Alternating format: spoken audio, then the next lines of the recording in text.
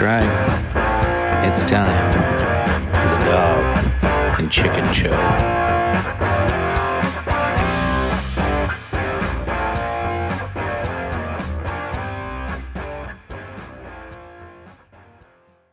Welcome back, ladies and gentlemen. This is episode 38 of the Dog and Chicken Show. Unfortunately, Dog's going to be absent tonight, but I am not flying solo, and this may be a little scary for most that know how this show usually goes when Phil joins me, and I don't have Tony to reel either of us in tonight, so this could get interesting, might be the word. Phil, welcome to the show. As if I need any introduction. Welcome, one and all, to the Dog and Chicken Show, the Extreme Now, Extreme Later, Extreme Morning, Noon, and Night edition. I am here to grace the Dog and Chicken Show with the many viewers of the KOE Nation and to dive into the deep, deep topics of today. So, Chicken, glad to be here, sir. Yeah, thanks for joining. Who knows? Tony might pop in.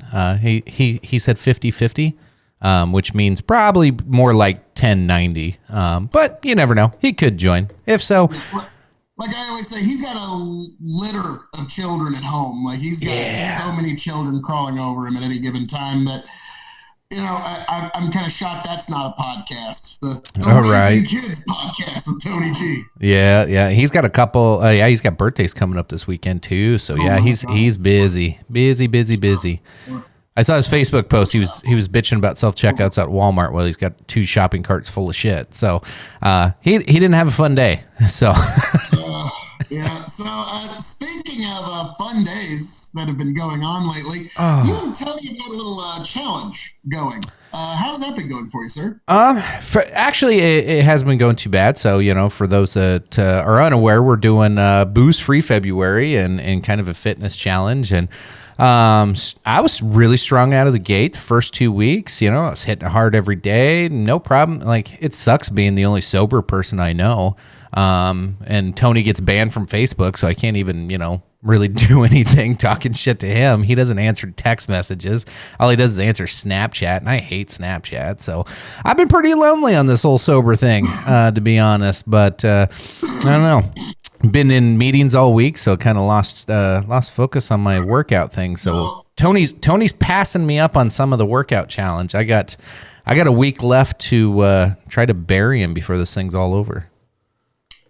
Well, now, to me, my personal perspective is, why would you do such a thing just because someone on the internet told you to? I think it was, Phil, the way I like to explain it to myself is I needed to make sure I wasn't an alcoholic anymore. True, and that's always good to dry out. I did basically the same thing for a 10-year stretch in my life, so I don't really feel the need to do so. But as a toast to you and Tony, in your continued success, I decided to bring something onto the podcast, sir. This is the Dalmore 12 Single Malt Highland Scotch, one of the finest distilleries in all the planet. And I even pre-rinsed one of these Capita nosing glasses, just for you, buddy. Oh, hello, mine. You can get all snobby on me. I'm gonna get all snobby on you. I'm drinking Zevia.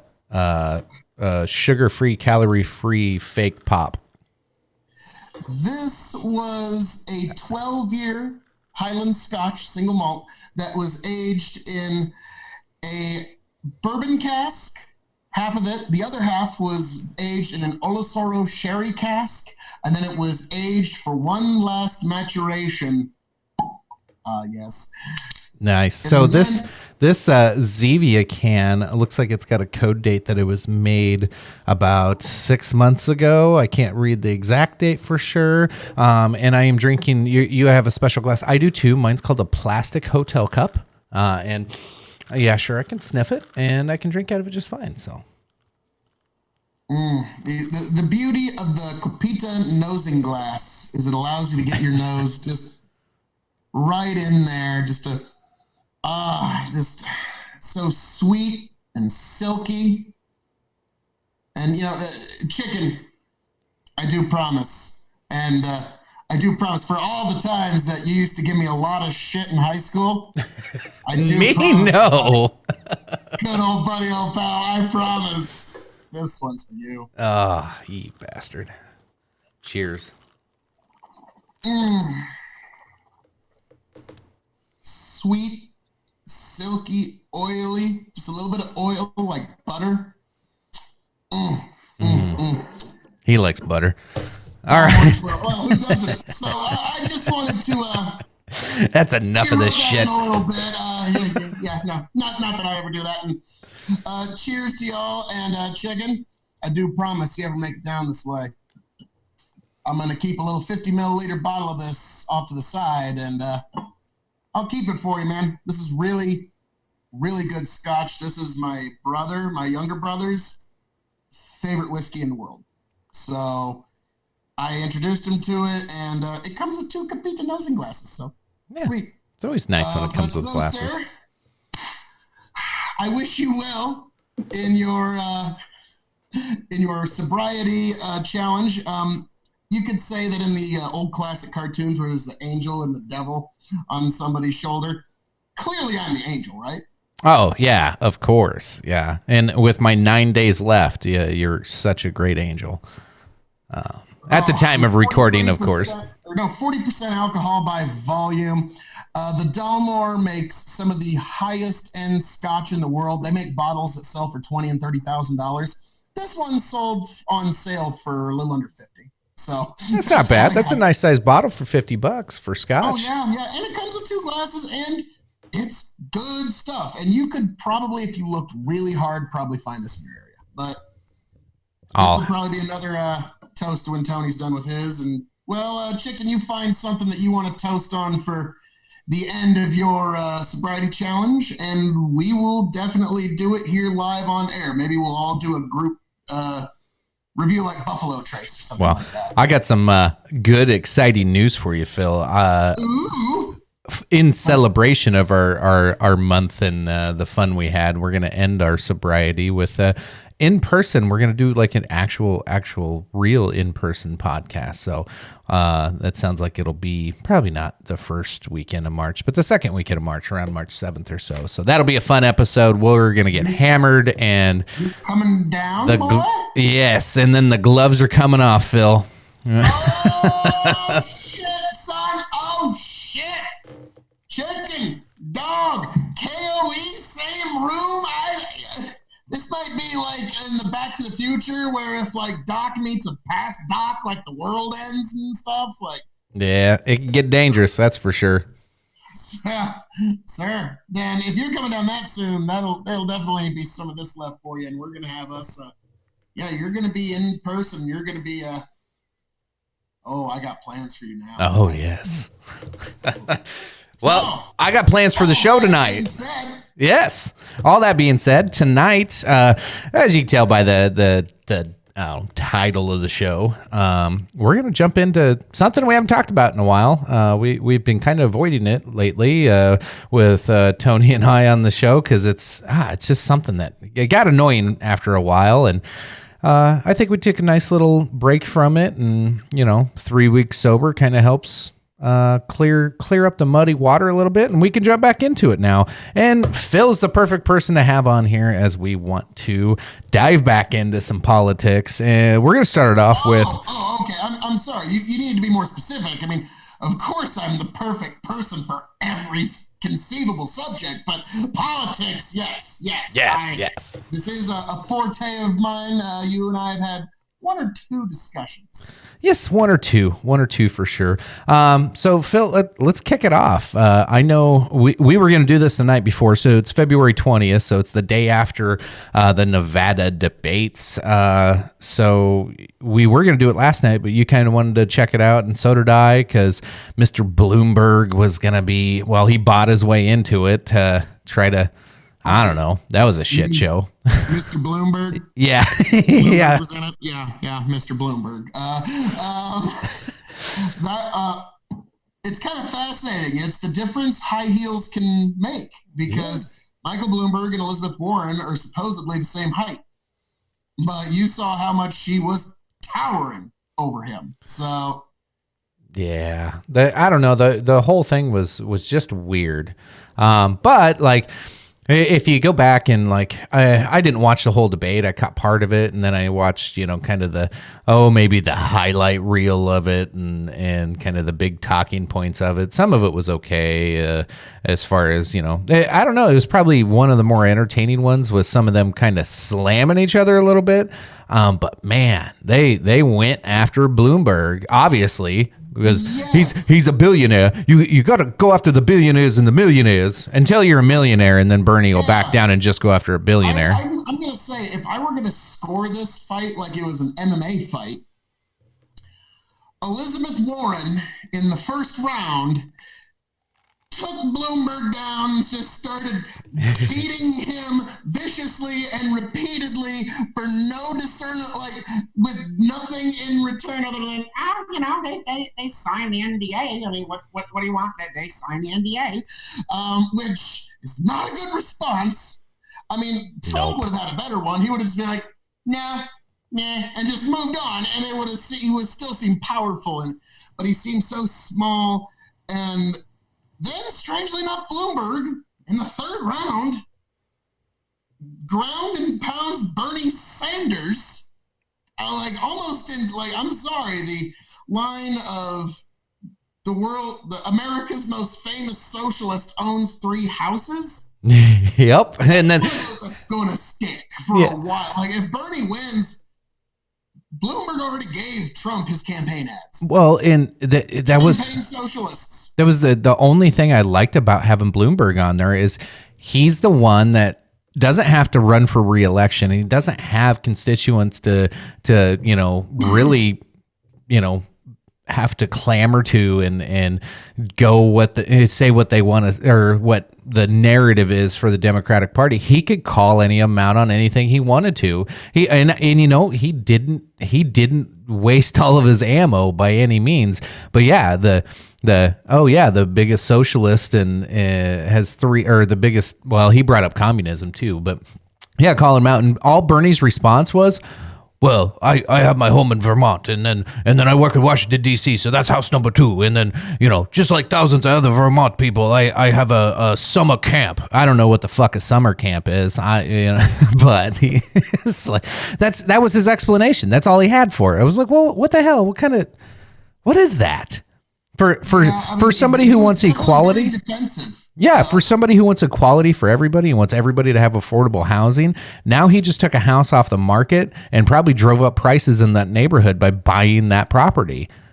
Like, oh man, when you live by the socialist ethic, you live by the socialist sword, you will eventually die by the socialist sword. The endless, never-ending purity tests will eventually eat you. And we're watching it happen. And it's kind of a fascinating thing with Bernie. He's got this interesting momentum, but his own supporters don't seem to respect him. Oh, no. There was He's the only one that gets interrupted in the middle of his rallies, and he just kind of like...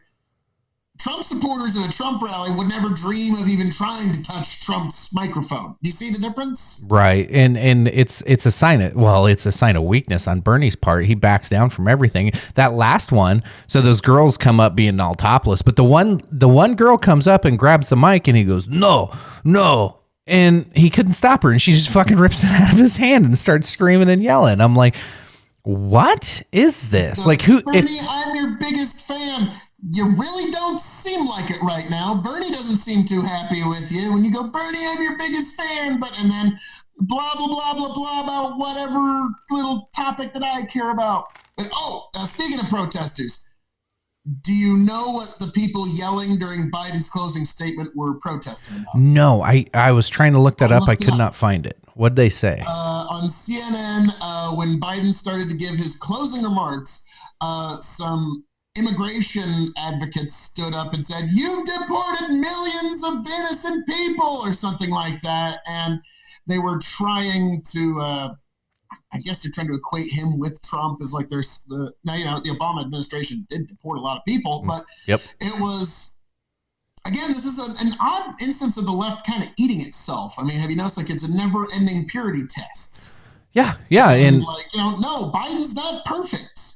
right. But You're right. It is a purity test to them, but how much is there left to eat at a certain point? Because if they're gonna strike down Bernie, and Bernie, like, he looks so weak, he can't beat Trump. Warren can't beat Trump. That's gonna be a joke.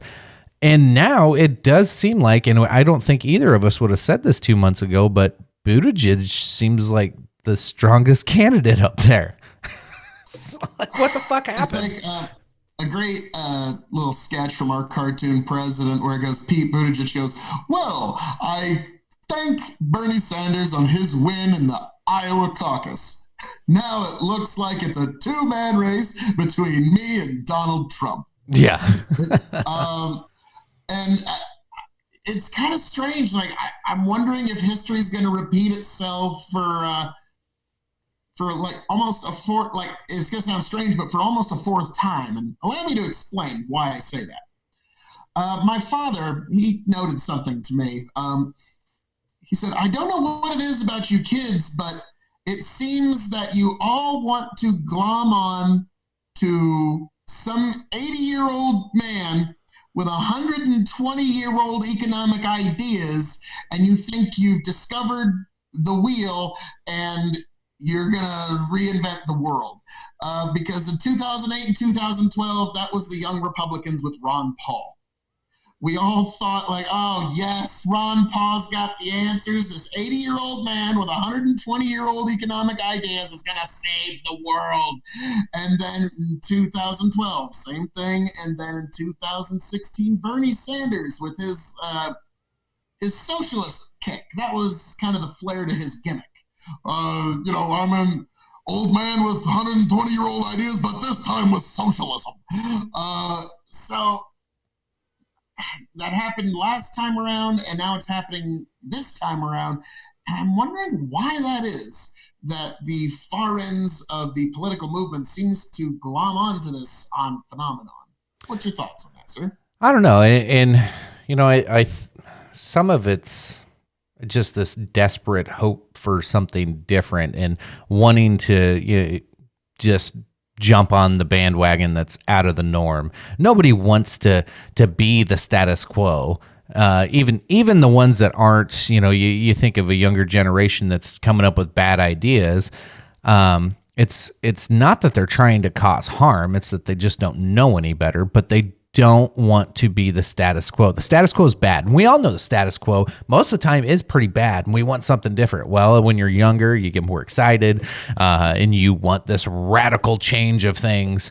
I'm guilty of it. I'm sure you're guilty of it at some point. I actually thought Obama was going to do something with Obamacare, and, that fizzled out really goddamn quick.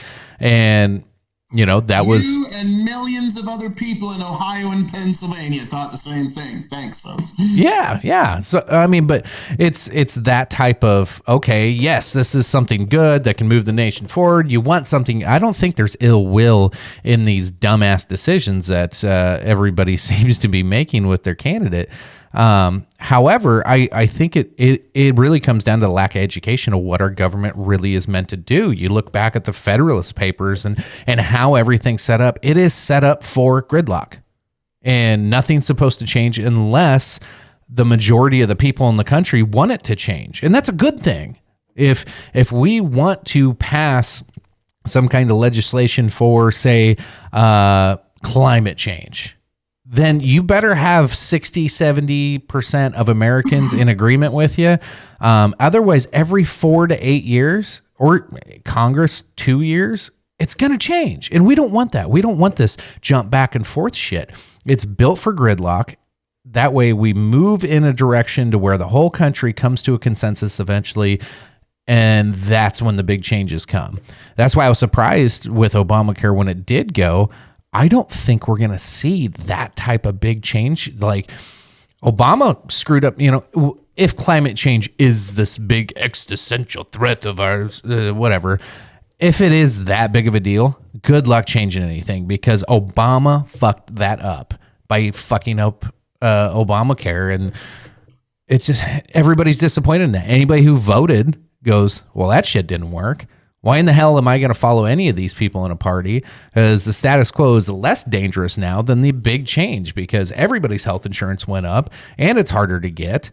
Well, probably not harder to get, but it's way more expensive and it covers way less. My premiums go up and my deductibles like tripled. It was just ridiculous. It's easier for me to just not have insurance and save all the money I pay on insurance. And then I can just pay all my hospital bills every year instead of letting them pile up. And because, most of them, it's $12,000 deductible. It's insanity what it ended up building. So when you live through that type of change that absolutely did not work and it made things worse, now if there is any type of real change that needs to happen, the country's going to move slower towards it. So, but without that type of education, the younger kids these days in their, early 20s, mid 20s, even late 20s, haven't lived through that experience and go, oh, even the guy that you believe in will fuck you over. When you don't live through it, it's you're like, no, I'm going to defend him till the death. And and then all of a sudden one day you're just like, I threw my saddle on the wrong goddamn horse, didn't I? Yeah. When you brought up the climate change issue and the way you did bring it up, it made me kind of think of, I don't know, it's a thought I've been formulating in my head, and I'll just kind of put it out there and let the world chew on it. But climate change is kind of, in America, I can't speak for the rest of the world, but in America, climate change is the NRA of the left, if that makes any kind of sense. Like, it's something that really energizes the chorused base of the left, and there isn't really one masterful plan that they're all glomming onto. Like just environmentalism in general, like the people who interrupted Bernie's rally, they sure thought they were doing it in the name of the environment. And you see, like Ocasio-Cortez's, we have 12 years until the world's over. It's this, I don't know exactly how to put it, but it's this strange, unspoken, undefined, unifying force. And on the right, it's kind of the idea of rugged individualism that's most embodied in organizations like the NRA. Whether you believe in it or not, that's kind of the main branding organization for it. And so that's kind of how so at some point, some president, in order to appease these people that really believe they have regardless of the truth or falsehood value, there's millions of people with a very real anxiety over this, and they will vote over it, regardless of its truth or falsehood. You got to remember, persuasion's not about the truth. It really isn't. At some point, you're going to see some president sign the shiny, happy, we've saved the environment bill.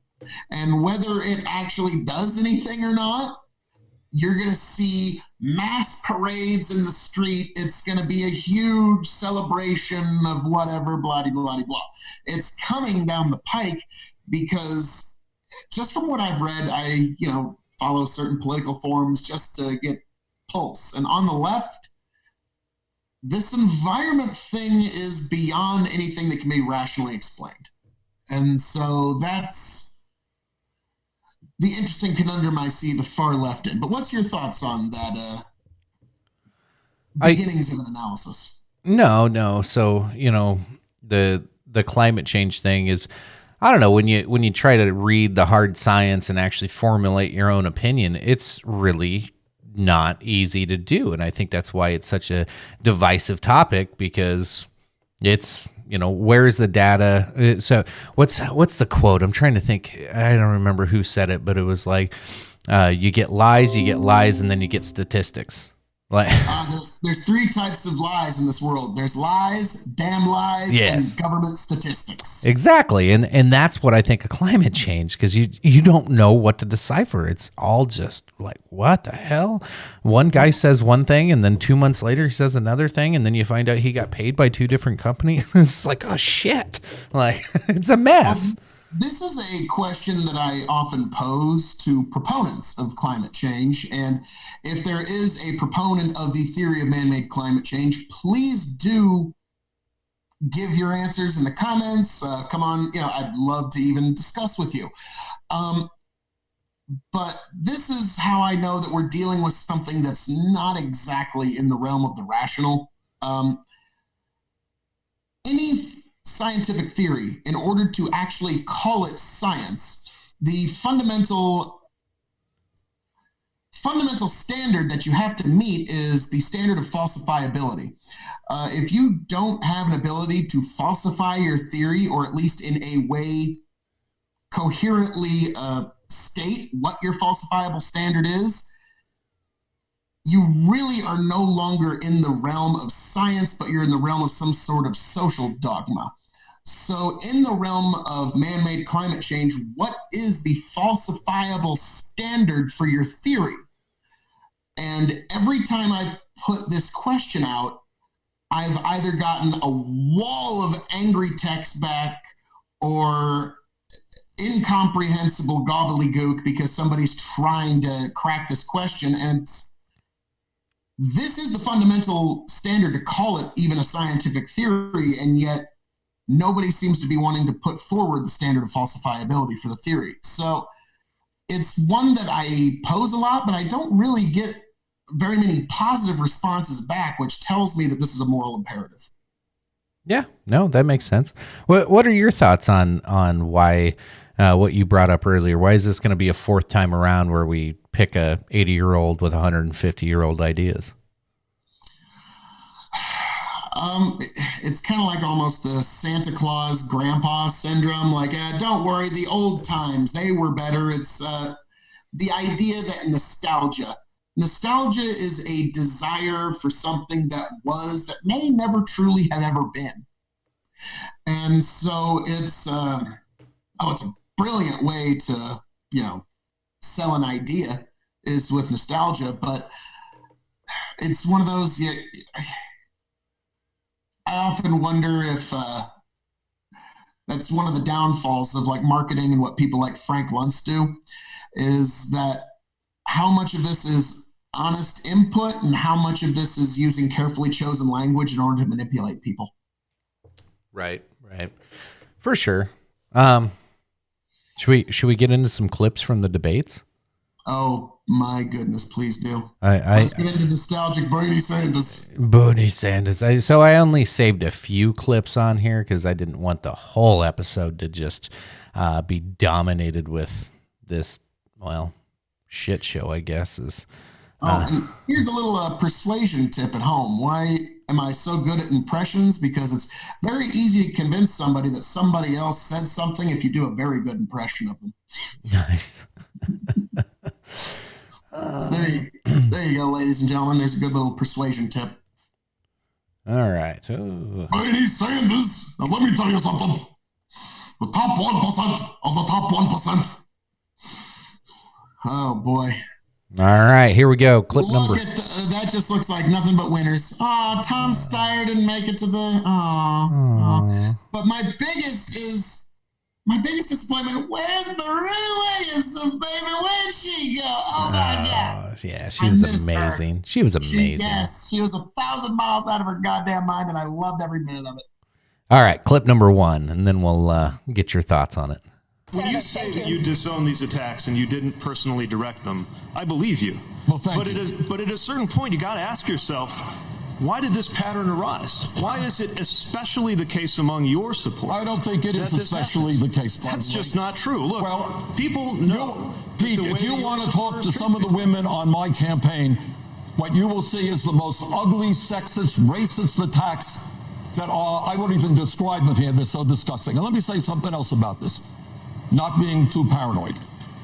All of us remember 2016. And what we remember is efforts by Russians and others to try to interfere in our election and divide us up. I'm not saying that's happening, but it would not shock me. I saw some of those tweets regarding the color. So you see what he's doing there, right?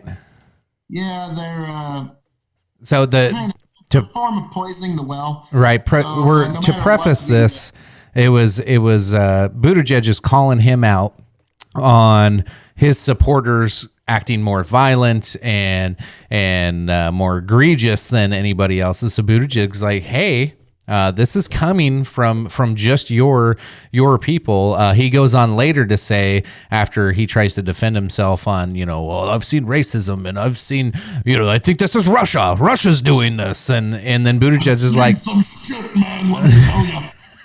Well, then Buttigieg comes back with, hey, like it's all a reflection of you. It's your leadership. And you'll never beat Donald Trump with that type of leadership because you allow this to happen.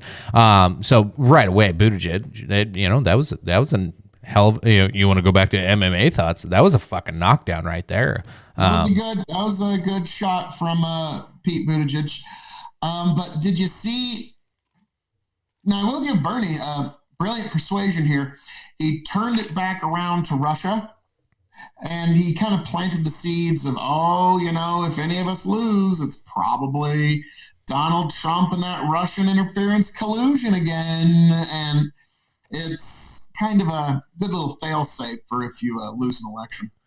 Yeah, it's getting old though. Everything's Russia. I was actually just in a Facebook group. And we'll get into this fake news story that I want to talk about a little bit later. But, I called somebody out on the little thread on there. I was like, hey, this is fake news and here's why. And I explained it. Like I flat out said, this is how this is fake news. I stated facts, not opinions. And then I started reading other people's comments and just, other people trying to do the same thing I did. They didn't have as many concrete facts because I only got one response.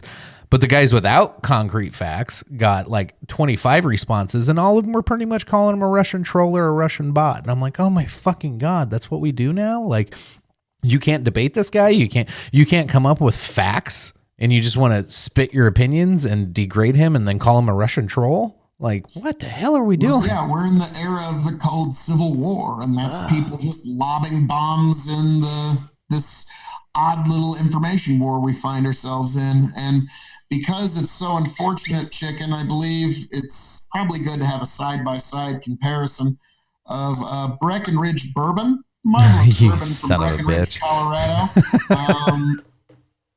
I just thought it'd be good to have kind of a side-by-side to be able to have American bourbon, smoky yet subtle. Nice. What do you oily and sweet? But back to the matter at hand. What do you think about the violence coming from Bernie protesters, the Bernie Bros and the Antifas of the world? Like, what is that a legit concern coming out of his campaign? Should he do something about it? It's kind of funny. Elizabeth Warren says we are responsible for our followers. Oh, it's going to be funny watching her tune change if she ends up getting the nomination. Holy shit. Like, what? No, I'm not responsible for the 65 million whack jobs that might fucking at any moment. I mean, in any given moment in a country, 300 million people, there's a few wackaloons out there.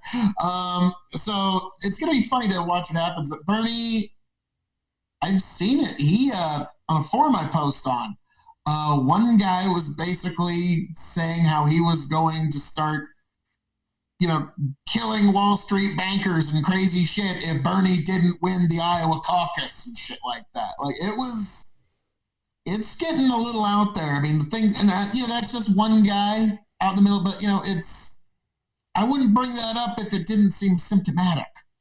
Right. I don't know where it's going to go because, as I've said, it's going to be a cold Civil War coming up, and I hope it never gets hot. But yeah, it's never going to get really hot. But there might be like a skirmish, like the Battle of Berkeley. That was a skirmish in the cold Civil War.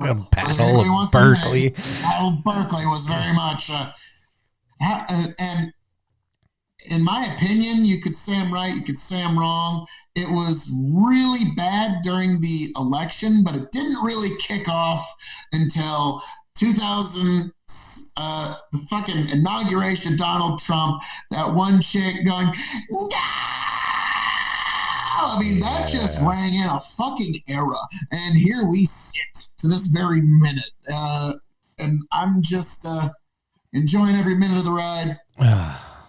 Subtle, corn smokiness. Let's see how to his palate. Well, while you're doing that, I got our next clip here. Yes, sir. A little bit of a bourbon burn, but it's bourbon. What are you gonna do? Yeah, it's bourbon. Every one of these people on stage could probably do with maybe a little 25 milliliters of scotch or bourbon. Probably. Something else, Mr. Mayor, because Mayor Bloomberg, let me ask you about something else. And get it done. Senator Warren, Wish it was that simple. Mayor, I'll let you get in here, but Mayor It would save Bloomberg, me a lot of money. let me ask you about something else. Several former employees have claimed that your company was a hostile workplace for women. When you were confronted about it, you admitted making sexually suggestive remarks, saying, quote, "That's the way I grew up." In a lawsuit in the 1990s, according to the Washington Post, one former female employee alleged that you said, quote, "I would do you in a second." Should I Democrats paid a lot of better money their for these nominee? questions not be asked. So this is the political environment we're in right now. A question being asked to a potential presidential candidate is, you stated to a woman when she walked in the room, "I would do you so fast." That was said on national TV to a presidential candidate. This is the discussions we're having today when trying to pick the leader of the free world. Like that right there, like I get it. You got to ask those questions on people that have that, but why is he on the stage if you have to ask that question? Why are any of them on the stage first off, but him especially? Like, what the fuck? I was under the impression that he had paid enough money to not have to get asked these questions. I was kind of shocked. That's pretty bad stuff. Regardless, but have you noticed that that's one of the immediate smears they try to go after somebody now when they jump into the world of politics? Me too. Hey, Me too. Me too. Candidate whoever.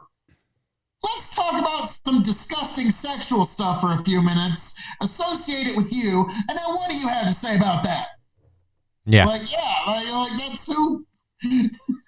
Yeah. Who's ever going to respond to that? Like the only person that ever actively and appropriately responded to it was Donald Trump when Megyn Kelly tried to take him down with the "you've said horrible things about women here and that there and this there," and then Trump goes, "Only about Rosie O'Donnell." Yes. In that moment, everybody laughs. But then, Megyn Kelly's like, no, sir, that is not at all what you said. No. It didn't matter. She had lost the audience. Yep. And Trump, because he's so brilliant at this, he put a visual idea in their mind. In the audience's mind, all of our minds, we immediately have a visual, which is Rosie O'Donnell, that to the majority of Trump's audience is not a positive picture.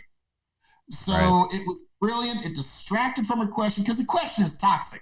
You can't even think about answering those questions. When they come at the chicken, tell us about one time in your past. Let me come up with like 3 sentences of some disgusting sexual stuff.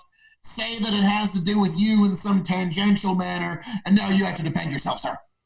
Right. Yeah, nobody's going to properly answer that question. I couldn't, you couldn't, nobody could. And it's sad that is in presidential debates. Yeah. Well, and then you alluded to it earlier. Elizabeth Warren took full advantage of it because he brought up this led to the non-disclosure agreement conversation that these women with sexual allegations signed willingly. Regardless, and they bring up, well, you paid a bunch of money to silence these women and they signed the non-disclosure agreement. I'm sorry, they agreed to it. First off, sure, I'm sure he did some pretty nasty stuff. And I bet there was a couple of them that probably weren't that nasty, but they probably were things that he just didn't want to go public. And in the era we're in, I don't know how long ago some of these were. Some were in the 90s and some were way after, I'm sure. But they agreed to sign it and shut up. So as much as I hate to say that, you always have a better response when you have some time to consider it. But as much as I hate to say, God, the question is so toxic that I think the only way that you could actively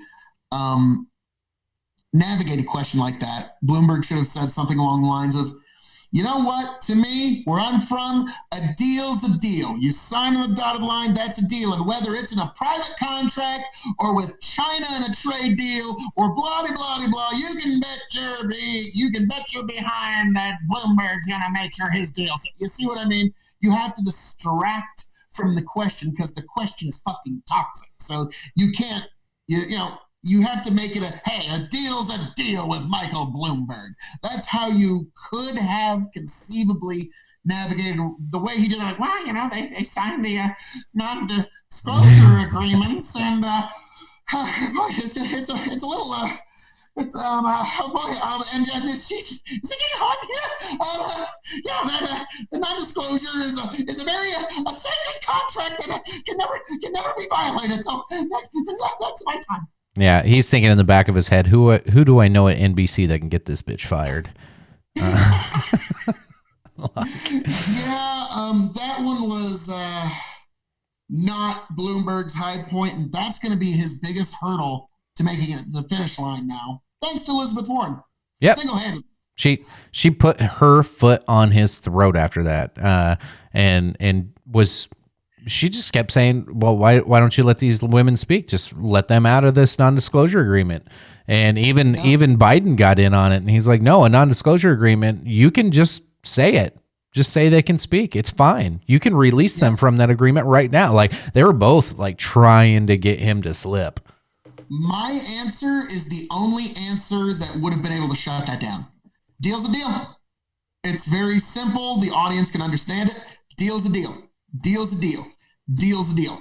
Every time they bring up deal's a deal, and he's a Michael Bloomberg billionaire businessman. To me, I think it is strange that we're getting gotcha questions in a presidential debate, but that's the era we now find ourselves in, the era of clips and gotchas. Yeah, definitely some clips and gotchas. The destruction of Bloomberg. Here's the question. Here's a real question. Between the destruction of Michael Bloomberg from Elizabeth Warren and the destruction of Chris Christie to Marco Rubio, which one, in your personal opinion, was more brutal? I don't know if you remember, but let's just take a moment to contrast and compare. We all saw Michael Bloomberg, Warren with the NDAs just whooping him down. We have to contrast this, chicken, so I have to ask which one you think is worse. Michael Bloomberg's destruction by Elizabeth Warren, or Chris Christie's destruction of Marco Rubio. I'm sure you remember them both quite well. Bloomberg's got enough money that he's going to stay in regardless, but either way, I don't see him making it to the finish line after this. And and we all remember Chris Christie beating down Marco Rubio. That was almost uncomfortable to watch. So in your opinion, which one was worse? Probably the Chris Christie, Marco Rubio, just because neither of them are relevant anymore. And I don't think that's what put Chris Christie down for the count, but it definitely got him into the limelight enough to where people paid more attention to him. And that's when people started to find out who Chris Christie really was. And then they started hating him for other reasons. But yeah, that was the end of both of them. God, yeah. Chris Christie is like, oh, I'm going to get you. Wait, no. I don't want people to know who Chris Christie is. That'd be terrible for Chris Christie. I can't shut down a beach so my family can hang out? No. Let's be honest. If you were a governor of a coastal city on the way out, you'd do the same shit. I'm not even... The abuse of power is okay. Oh, let's be honest. Like, I don't know. If we were like governor of South Dakota and Nebraska, I don't know. It's like, well, all right. We'd probably just be shooting beer cans off of a fence, but... Yeah, I was about to say, like, well, we've got this little stretch of, ground that we can shoot any beer cans we want and nobody's going to bug us. And, that is fun here. Yeah. And we might engage in some similar activities when you make it Make yeah. it down this way, sir. But Like- so we had that destruction, and then how much damage do you think Bloomberg did to Bernie? I don't think he damaged his core support at all. He probably, if anything, buttressed it, bolstered that core support there even more. But do you think he did any damage to Bernie, to the moderates and anybody kind of on the fence? Oh, well, before I play this one, then we can, as far as damage to Bernie, there was, he called him out on the House thing. Brought up, I can't remember if that's the clip I got pulled up or not, but like they all act shocked when he brought up, communism. And they're all like, "Oh, how dare you, sir!" Like it was a goddamn swear word. I was like, "What are you doing?" Calling Bernie communist isn't some. Yeah, that's brilliant. Like you just swore at him. Yeah, it was weird. It was the whole thing. The whole thing's gross. It's their weird attempt at. It's not even being woke. It's I don't know what you call that. I don't know. It was just weird. Yeah. There is some. It's kind of funny. Like the candidates last night. Did any of them strike you as presidential? At any point, did it hit you that okay, I could see this person operating in the Oval Office?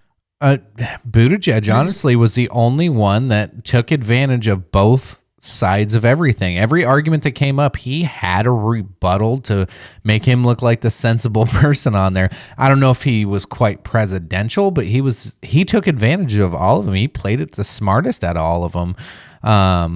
But unfortunately, I don't see it with him. But he probably at this point, like if Super Tuesday was tomorrow, like, ooh, after seeing that, I think he would get the nod for most of it. And then there's two people we haven't talked about. Yeah, because they didn't do anything. Was it uncomfortable to watch Biden at certain points? Is it comfortable? Really Is it ever comfortable to watch Biden? But he was like stumbling over words, and you could see he was pulling every lever in his brain to try and get the sentences out in a way that was even kind of intelligible. Yeah, remember that was a Men in Black movie where the one really really big tall dude, it was the one guy in the restaurant gets shot in the head, and then his head opens up and there's this itty bitty little like half dead alien in there, like that was at the controls the whole time. Like I imagine that little half dead alien is like just withering away. He's like old Yoda in there trying to like I can say something. He's trying so hard to fucking pull those controls and levers. Yeah, so it was, and unfortunately, the few times he did come across, I do have to say, it did seem, at least you could picture the idea of Biden being in the Oval Office. It's like, guys, I've actually met this president of Mexico. I've actually moved that legislation. What are y'all talking about? I've actually done this stuff. He was the one that the few like 3 moments he actually shined through. And then Klobuchar, how long do you think she's going to last on the stage? I don't know how she's still there. Like she came in third place in both places. So if anything, she's basically, in my opinion, she's making a strong case for either VP or Secretary of State. That's what she's running for at this point. Warren is, I think in the end, when you look at the polling, you look at the numbers, you look where everybody's drawing from, Warren is going to end up being the compromise. And at the convention, it's going to go to Warren. And my prediction of the DNC nominee being a female will still remain intact.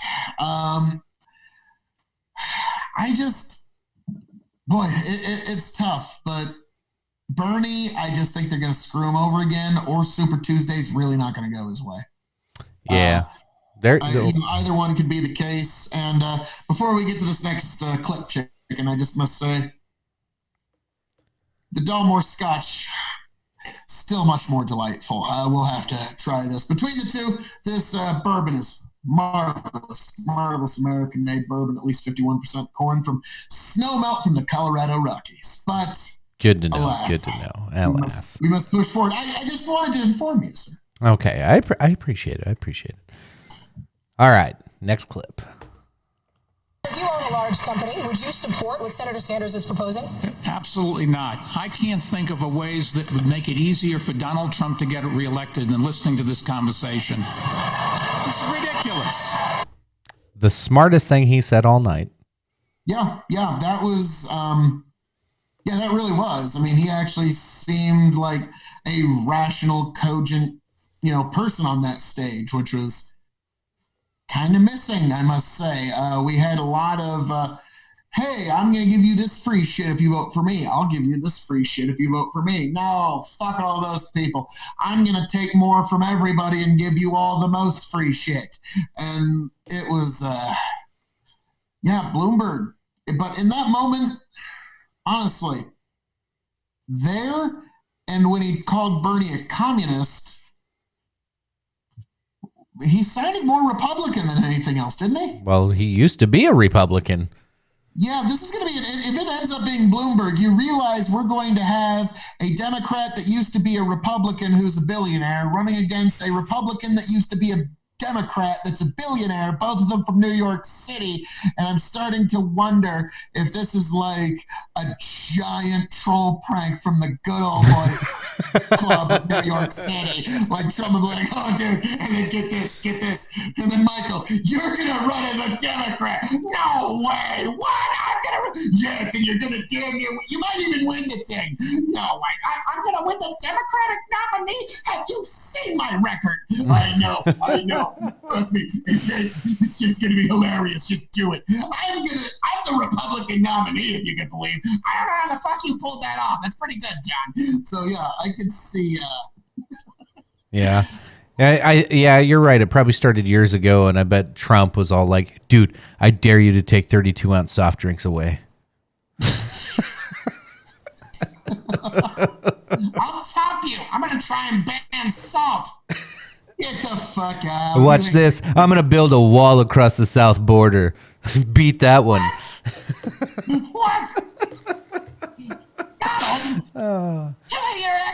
Two of your wives are immigrants. What are you talking about? Oh, my God. It does seem like it's just some weird goddamn billionaire bet to see how fucked up of things they can do sometimes. I don't know.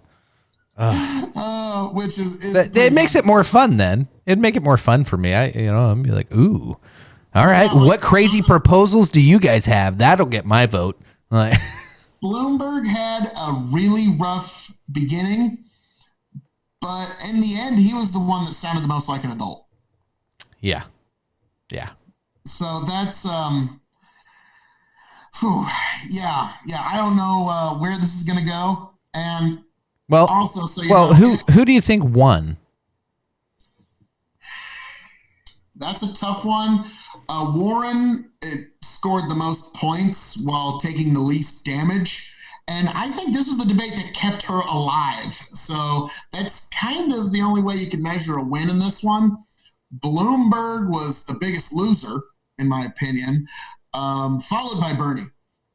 Some people thought he did spectacularly, but I think Bloomberg did show that man's got a lot of holes in his armor that can be very easily exploited. So Bernie in a head-to-head against Trump, oh my God. Socialism is at our very door. The age of darkness and socialism is upon us, and Donald Trump is the only one that will save us from this 1,000-year reign of socialist and communist darkness. And so it's an easy campaign to write. The only thing Bernie has going for him is his rhetoric really works in the Rust Belt. Yeah. Like if Bernie would have run, like I'm honest, if the Democrats would have nominated Bernie in 2016, I think Bernie would have probably won. Because Bernie would have only campaigned in the Rust Belt.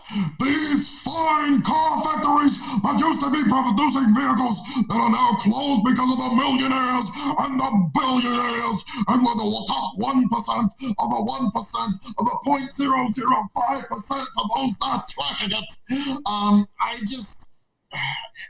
This time around, though, I think his time has kind of come and gone.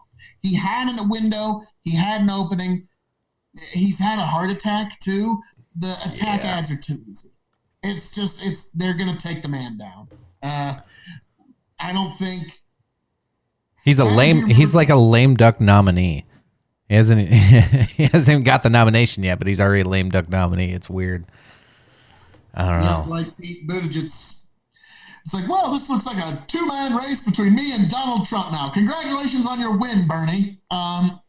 Because they all know it's not going to be Bernie. They're not going to nominate Bernie. He's not really a Democrat, as Pete Buttigieg did point out. He's not a real Democrat. Yep. And, call me crazy. Don't you think Democrats would want to nominate Democrats you think to run in the Democratic Party? I know, fucking mind-blowing concept here, but it is 2020, Phil. We do need some change. So, yeah, I guess I'll take it back to, you go across the board. Biden didn't do much to gain. What he did gain, he probably lost with his bumbling of words. Klobuchar was just the quiet little girl in the corner. It was kind of really weird, and I don't know, that may sound sexist to some, but really she made no impact other than what was a Buttigieg asked her why she couldn't remember the Mexican president's name, and she goes, "Were you trying to say I'm stupid?" That was her only moment in the whole thing, which was very defensive and kind of weird, but yeah, it was.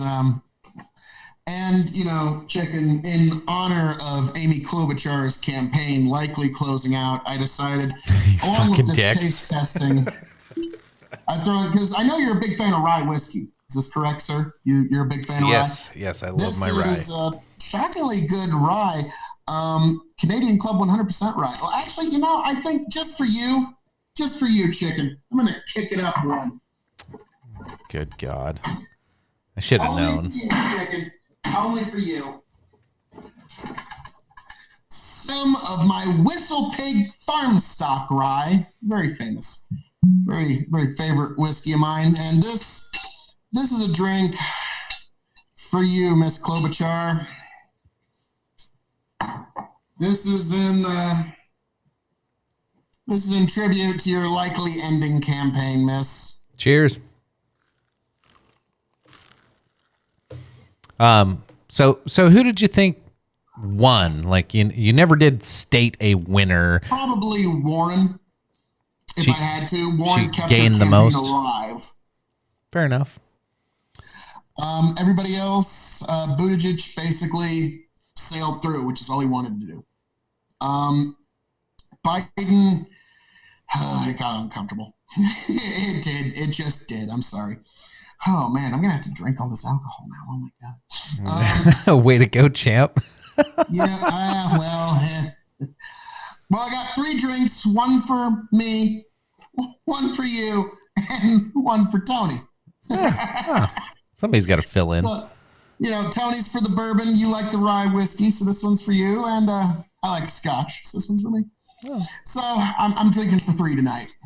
So all that being said, yeah, I have to say Warren. Bloomberg was the one I liked hearing the most from. But I'm not voting in that particular primary or caucus. So not really, as the old phrase goes, not my monkey, not my circus. Yep. So yeah, I'd have to say it was Warren. Now, sir, there's been another particular political circus that we haven't had a chance to touch on. And it was of far more importance and got far better ratings. that was the president's State of the Union address, which I think is probably going to go down as one of the better. What's your opine on this, sir? So I did make it a point to spend some time watching it. And of course, all the news afterwards was nothing but everybody trying to debunk everything and fact check everything. But you're right. He had a lot of things. This is post impeachment. There were so many things that he could have just went off about and done some classic Trump calling people out, but he didn't. He stuck to a good script. And there was a lot of good moments in there, and it's these State of the Union things are getting worse every 4 years. It just turns into deeper and deeper divisiveness and garbage to where, everybody was trying to point out how the Democrats didn't stand for anything. Well, they didn't last time, and they'll continue to not for the next one. And, Republicans at times don't stand for the Democratic ones when Obama was doing it. So, there's always a little bit of that polarization. But this one got bad when it came to that. There was the divisiveness is one thing, but it almost got disrespectful, from the get-go. To where, some refusing to even come. It used to be an honor to be there. And even when, the Speaker of the House is, always introduced the president of, it is my honor and privilege to present to you the president of the United States. That was the first time that got passed over. So the undertone. Shake your hand. That was pretty, was like, oh. Yeah. So it was drama, and the undertone of, we don't like each other was there at the start. And so there was this weird tension. I tell you, for the Revolutionary Wrestling podcast fans, the State of the Union was more entertaining than any AEW match I've watched yet. Oh, if it wasn't for Dustin versus Cody, I'd say I would understand that perspective, but we've had Dustin versus Cody, so I'm afraid that argument's invalid. But moving right along, yes, the State of the Union was an incredible show. It tugged on heartstrings. It tried to get everybody involved and honored a 100-year-old veteran, all this incredible stuff. Great uplifting speech, probably the best of his presidency. And Nancy Pelosi rips the fucking speech up. Oh my God, are you kidding me? Now, what I do have to say is the funniest part of it, though, just as a great to Nancy and all the folks that were on the left side of the aisle, giving Rush Limbaugh the Medal of Freedom right there during the State of the Union. Chicken, I know you have to have some thoughts on this. So I in recent years, and I've never been, I don't know, I think in high school I gave you shit for listening to Rush Limbaugh, but in your defense, I honestly hadn't actually given him the time of day to formulate an actual opinion. I was just giving you shit because you were Phil and I wanted to give you shit. That's your first mistake, sir. Yeah. But as you get older, I did start listening to a little bit of Limbaugh, and yeah, he gets a little out there on some things, but he makes good, valid points. I'm not such a fan of the opinionated stuff sometimes. I like hearing the facts and being able to generate stuff that way. So maybe that's why I was never huge on Limbaugh, but the fact that what Limbaugh did, he was the first and only of his kind for a couple decades. There was no right-wing, conservative radio host that was as well known or as well respected as he, and it blossomed into a lot of what we have today. A lot of the people that I listen to today, even the ones that aren't right-wing, whether it be podcasters, radio hosts, or they are, a lot of them, when he announced his stage 4 lung cancer, even before the State of the Union, they were like, hey, agree with him, like him, love him, hate him. whatever it is. Like, this guy not only paved the way for tons of broadcasters and tons of political pundits and people to have an opinion that's not popular, because when Rush Limbaugh started, nobody wanted to hear it. And they didn't think it was going to be successful. And he was, again, one of a kind and paved the way for so many others. You have to respect that. Love him or hate him. And sure, he's talked mad shit about Nancy Pelosi. I'm sure it pissed off a lot of Democrats, but he deserved the Medal of Freedom, in my opinion, with what he's done. A lot of people are successful in what they're doing today.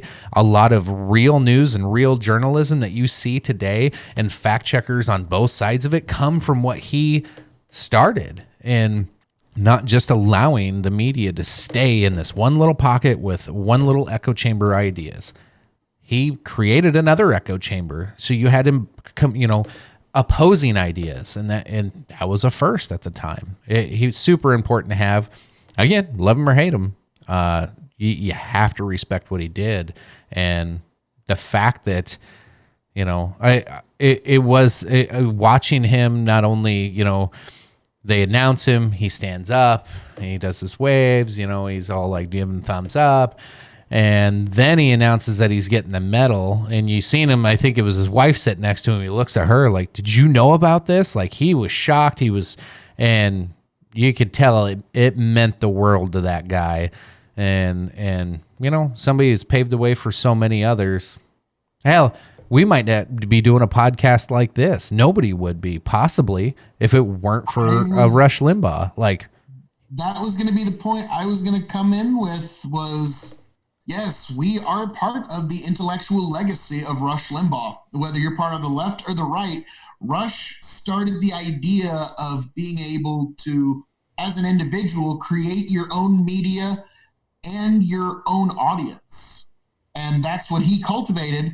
And that's what everybody that's ever done any kind of political analysis and any kind of podcast, whether you're as far, like even the Young Turks, whether they don't want to admit it or not, they are part of the intellectual legacy of Rush Limbaugh. He paved the way for them. And so his legacy is going to be a very complicated one, because so many people are going to revile him for what he said and not measure him for what he did. And it's going to be interesting, because there's going to be some that agreed with what he said, some that disagreed with what he said. But guess what? That's how you get an audience and ratings. You need to have some conflict, a little offense taking, a little bit of controversy, for God's sakes. And that is how he built it. And he showed us all how to pave the way. Yep, absolutely. And so for Rush, I hope you live a happy, healthy life for as many years as you possibly can, until the day you are called home to the Lord. And until such a time that happens, Rush, I'm raising this glass of American bourbon to you in a small toast. And yes, play this clip here, chicken. It's that you have done all good for our nation. The millions of people a day that you speak to and that you inspire, and all of the incredible work that you have done for charity. I am proud to announce tonight that you will be receiving our country's highest civilian honor, the Presidential Medal of Freedom.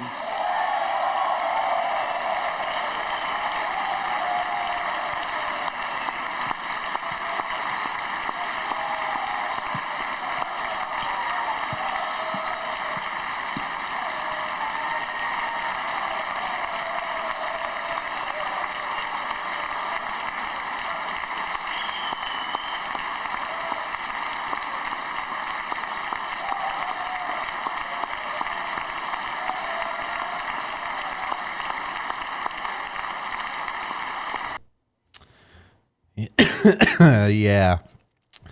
I just noticed Nancy's grabbing the speech back there. Yeah. I hope next year he gives it to her in laminate. So let's jump to that one real quick, because what was a good State of the Union speech, and had tons of moments, not only with Limbaugh, but several that non-divisive figures and well-respected on both sides of the aisle, that, were recognized throughout the speech. Yet Nancy still was so pissed off by the end of this. She just had to have a temper tantrum. Is that what we're going to call this?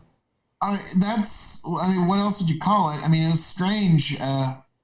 It just, optics, it didn't look good. America, thank you very much.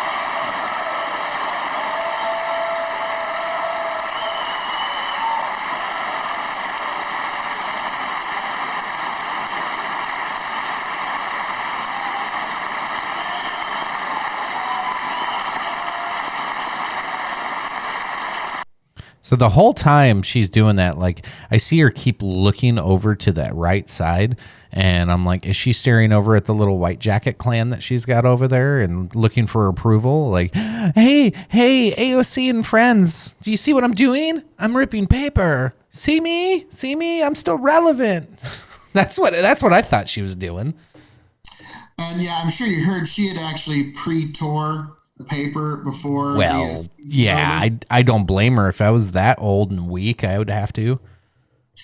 So yeah, this was planned. She knew exactly what she was going to do beforehand. It didn't matter what the contents of the speech were. This was pre-planned. Political theater, yeah. This is one of those, like, to me at home, yes, I was very offended when I saw her do that. You're tearing up like this little baby that survived this incredible medical procedure, and this 100-year-old veteran who's there with his grandson who wants to join Space Force, and all these other, like, really neat happenings, and you're just going to shit all over it because you don't like Trump. Yeah, pretty much. And I'd seen several clips. People were in, okay, who watches C-SPAN? Nobody I know. Probably very few people you know, if any at all. Probably go to C-SPAN's YouTube channel than watch C-SPAN. Right.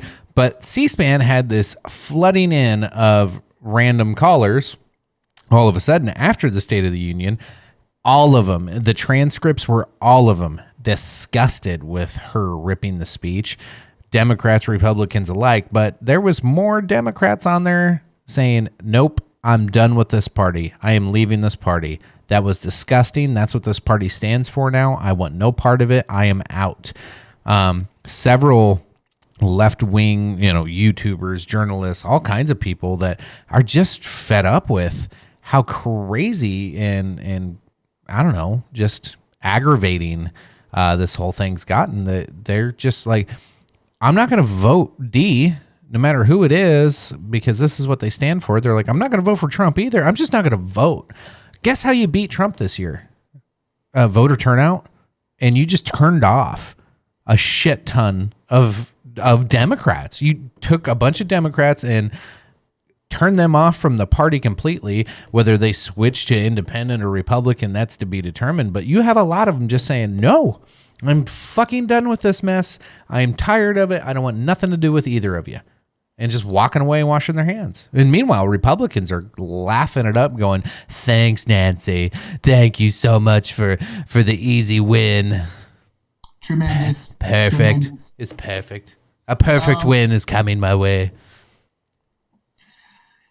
Yeah, as I've stated before, Democrats are going to need a historic turnout in order to beat Trump. Those are just the metrics. I'd have to find it for you, and I'll find it for you sometime after the podcast. It was a metric that I saw where basically if we have a historic low turnout, Trump could walk away with 400 electoral votes. If we have a standard turnout, Trump's probably going to walk away with about 300.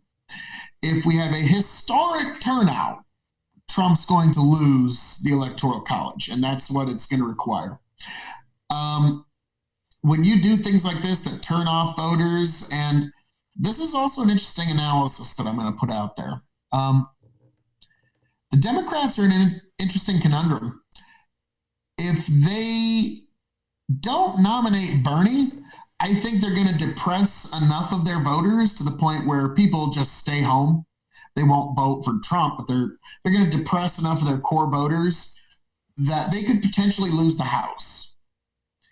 If they nominate Bernie, I don't think they have any chance of winning the presidency, but they'll at least jazz up enough of their core voters that they might be able to hold on to the House. And that's what I see coming in the 2020 election. Do you think I'm wrong on that? No, I actually, I think it was, I was listening to a video, Tim Pool. If you don't know Tim Pool, he's one of my favorites. Oh yeah, he's awesome. But he was going through an article that he'd found where it talks about like the likeliness of, you know, having depression or mental anxiety or mental health issues, and like Democrats are off the chart on the scales compared to Republicans when it comes to having emotional outbreaks or anything that would do something similar to what you're talking of. If your feelings got hurt so much that I have to just stay home now and call in sick from work. We saw what happened when Trump won. Like you alluded to earlier, this screaming lady that set this whole dumpster fire off. They are not only are they eating each other alive, they're eating their voters alive. Yeah, and the left, their problem is their endless purity tests. But since you mentioned him, Tim Pool, Timcast IRL, like, share, subscribe to all his channels on top of the Dog and Chicken Show and the Revolutionary Wrestling Podcast. Really give them all an equal amount of time, really. But he does some good work, and yes, I do remember that video. There does seem to be a strange, well, it's not even really strange. Collectivist ideologies are going to attract people that are not going to be able to engage in what would be known as rugged individualism. Anybody that's really not fit for that is going to be attracted to collectivist ideologies. Yep. So it's really not that shocking. No, it's definitely not. Yeah, wrapping up State of the Union. I think you're right. It was probably, you know, granted we're halfway young bucks, but I think that was the best one I've ever watched. And believe it or not, I do watch most of them. And I've only missed a few. Every State of the Union every year. I have since I was 6. So it's just when I was a kid, my dad would sit me down in front of the State of the Union. This is the State of the Union, goddamn. With my daughter, I was able to get her to watch like 3. Yeah, that was pushing it. Beyond that, yeah, I always catch the State of the Union just because it's the state of our union, and with Trump, it's primetime television. I mean, you knew it was going to be must-see TV when it comes to Trump. So for sure. Oh, dude, like, what if you were to bet? What do you think? If you were a betting man, not saying you are, what do you think the odds would be of Trump's reelection right now? So the way I look at it is, if Bernie wins, Trump wins, or if Bernie's who he's up against, Trump wins the landslide, in my opinion.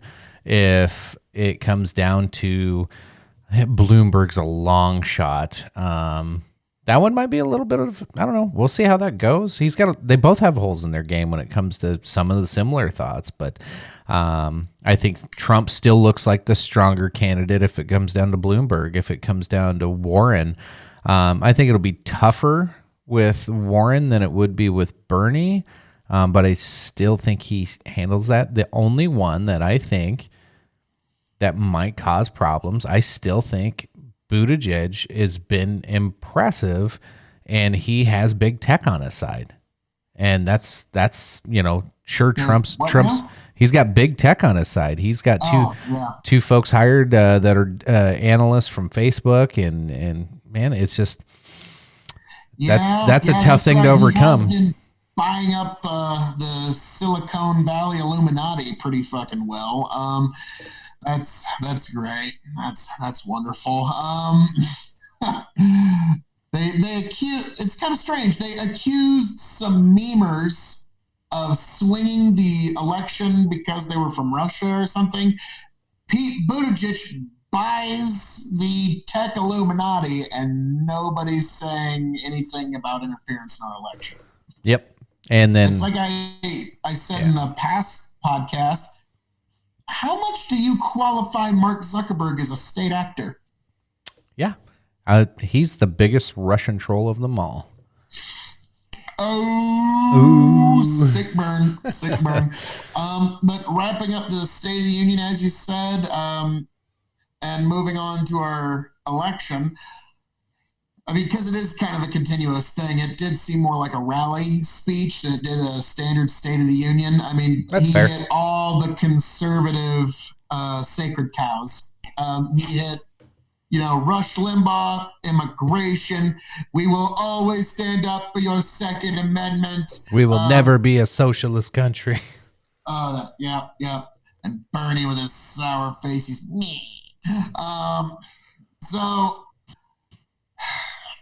great speech. Nancy didn't do the Democrats any favors. Pete, he's buying up the tech Illuminati, trying to make that. Basically, he's doing that. Well, I was born in 1982, so I know a thing or two about tech that you folks don't. What he doesn't know is that Trump, with one tweet or whatever, I mean, if they banned Trump on Twitter, Twitter'd be done tomorrow. Right. Everybody would go to whatever Trump was on now. One other thing about Pete, I haven't fact checked this, but his name's Paul Montgomery. It's not Pete. Well, wasn't he one of the original people on Facebook? Like, he was one of Zuckerberg's first original friends. They went to college together. I don't know that. I've never heard it, but I could certainly see something like that being the case. Yeah, I think that's what's been sticking in my craw of, like, he's dangerous. Not only, I mean, that alone makes him dangerous. Like, if he is one of Zuckerberg's buddies, like, that's a lot of power to yield. Zuck buddies. Oh God. Yeah. Like I said, the tech Illuminati is one of those, they're being used to sway elections now. And it's kind of like how the media was considered the fourth estate.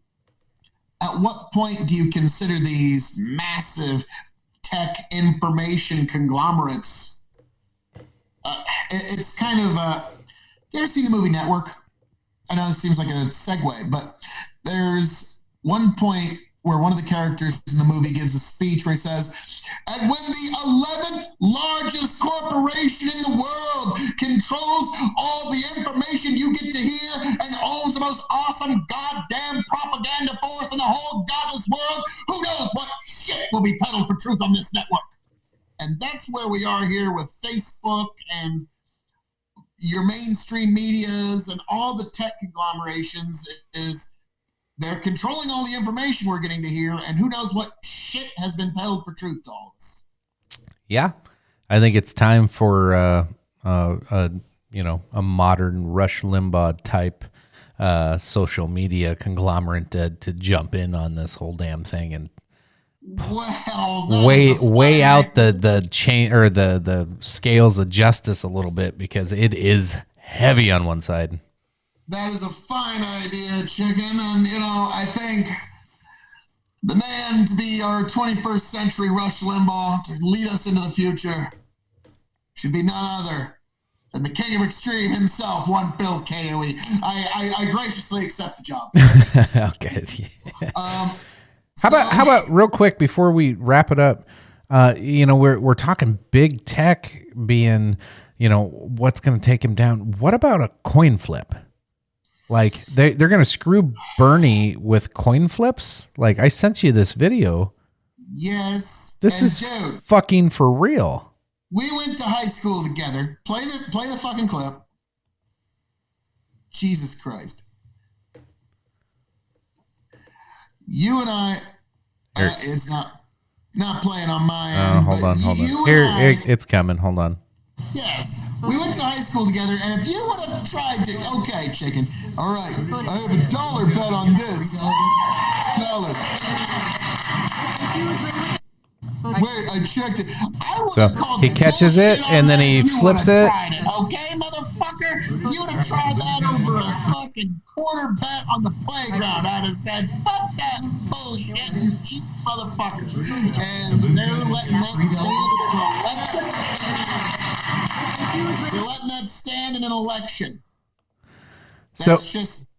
You know what disgusts me the most about that specific video?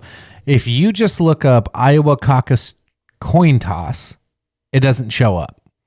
You have to put in Iowa caucus coin toss cheat, and it's still not at the top. You have to scroll down a little ways to find that fucking video. There were 4 coin tosses in the Iowa caucus. Why is it so hard to find that one? Oh, is it being suppressed? No. How dare you even imply that there would be suppression of political ideas on the internet, sir? Or I don't political even know what to say to political cheating, hackery. Or it's just some poor kid that doesn't know how to flip a coin and likes to rub his palm. That's what it was, right? His palms were itchy and the coin got in the way, so he flipped it over a couple more times until he could figure out what side he wanted. I am dumbfounded by that one. I don't support Bernie Sanders. I don't think his vision is correct, but Here. I acknowledge Phil? the man gets fucked over. Phil? And he got fucked there. Coin toss. You got heads or tails? Heads. So I'm going to hold it like this first. And then, hold on, let me feel and see which side's heads or tails. I guess it really doesn't matter because now I'm going to flip it and then I'm going to roll it and it's tails. It's tails. Well, if this is the Democrat... Accept the results. Just accept the results, Phil. I guess we have to just that's completely incontrovertible, as objective as physics itself results. I mean, you got me. I'm convinced. Yep. And next week I'm going to go to Vegas. Yeah, I mean, no, crap stealer.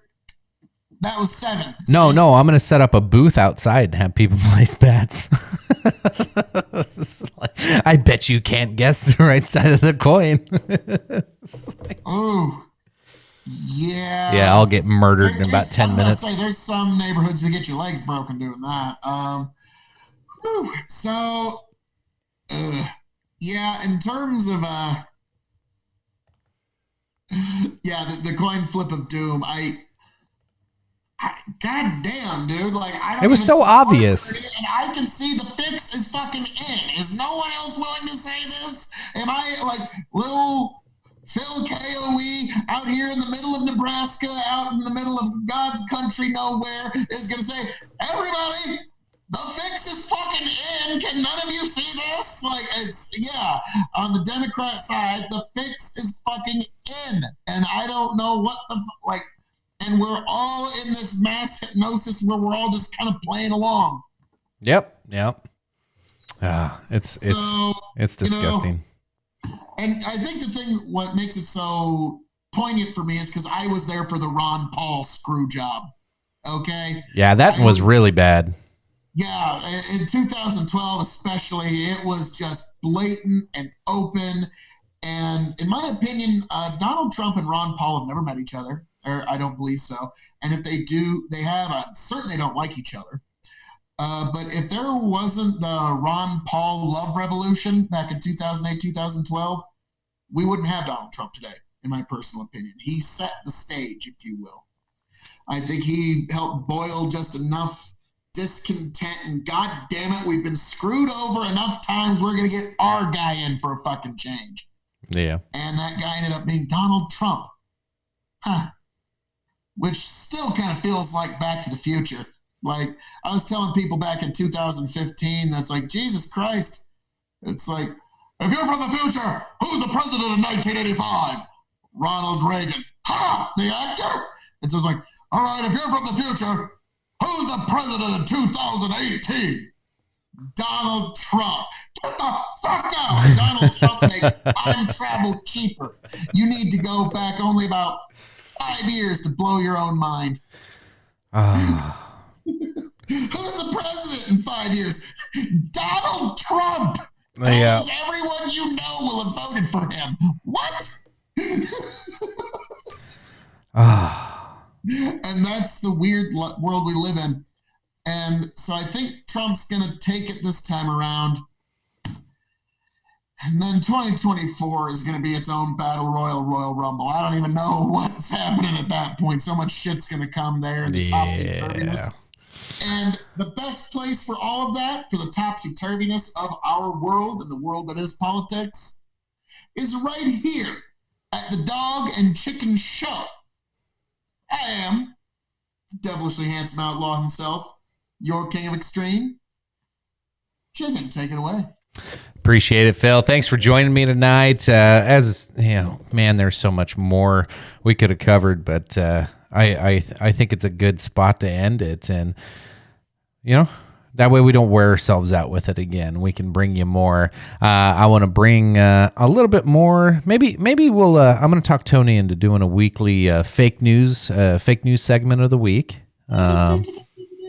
And instead of opening up with a crazy weird video, I want to do the crazy weird video of the week, and we'll just make that into a little segment on its own too. I already showed you my favorite one, Phil, that I want to do. You know, you want to see my pecker? Jesus Christ. Yeah, that might be a Patreon exclusive. But now, Chicken, are you sure you're wrapping it up because you're just getting exhausted, or is it because you're just tired of watching me drink all these beautiful, delectable, silky, liquory alcohols with alcohol in them? Fake news. Yeah.